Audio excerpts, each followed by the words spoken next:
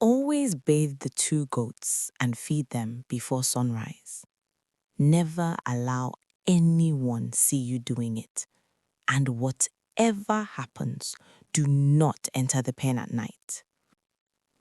Those were the first rules my husband, Derek, gave me on the morning after our wedding.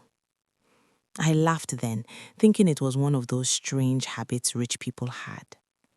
I did not know those words would become the beginning of my nightmare. When I first met Derek, it was at an upscale lounge in the city. He was not handsome, not the kind of man women turn to look at twice. His face was plain, his smile ordinary, but his clothes were expensive, his phone rang endlessly, and people spoke to him with respect. He had money, real money, the kind that silences questions. I am Amaka, an Igbo woman. I knew what love was supposed to feel like, and what I felt for Derek wasn't love. But comfort has its own language. Safety has its own sweetness. So when he asked me out, I said yes. He spoiled me effortlessly. Gifts, trips, cash transfers without explanation. He never raised his voice, never denied me anything. People envied me. I told myself, love can grow later. At least hunger will never knock on my door. When Derek asked me to marry him, I didn't hesitate. I told him about our tradition. There must be a proper traditional marriage. My people will insist. He smiled calmly. Amaka, too many eyes bring problems. Let's do a quiet white wedding. I'll settle your parents. I expected resistance from my family. Instead, my father said, "My daughter, don't ask questions where money has already answered." That should have warned me, but greed deafens wisdom. After the wedding, Derek took me to his estate on the outskirts of town.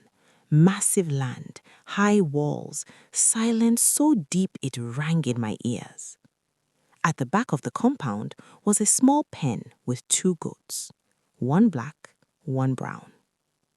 They were unusually clean, unusually calm. "Take care of them," Derek said. "They are precious to me." Every morning, I bathed them with warm water and herbs he provided. I fed them special grains. He warned me never to miss a day, never to complain, never to break the rule. One morning, I overslept. Rushing out, annoyed and tired, I entered the pen at nightfall to make up for it, breaking the rule he had given me. That was when I heard it. A sound that was not a bleat. A sound that carried pain and words. "Amaka."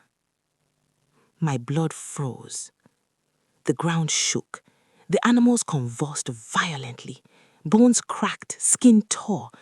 I fell backwards, screaming, as the animals stood upright, their bodies stretching, reshaping, flesh turning to human skin. Before my eyes stood a man and a woman, naked, trembling, old.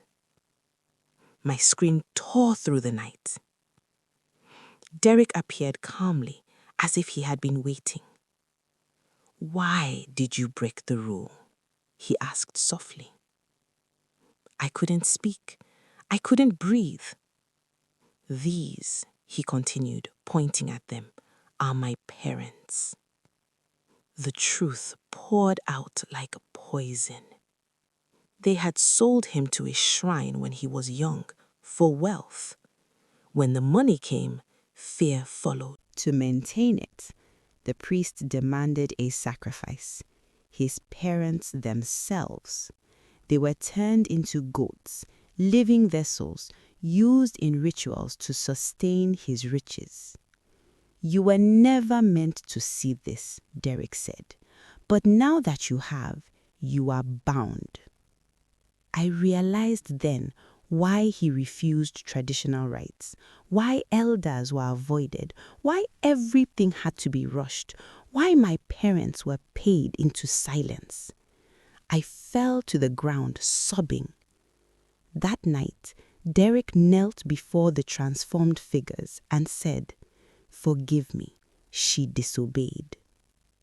They looked at me, not with anger, but with sorrow. And in that moment, I knew my marriage was not just to a man, but to a curse. And this was only the beginning.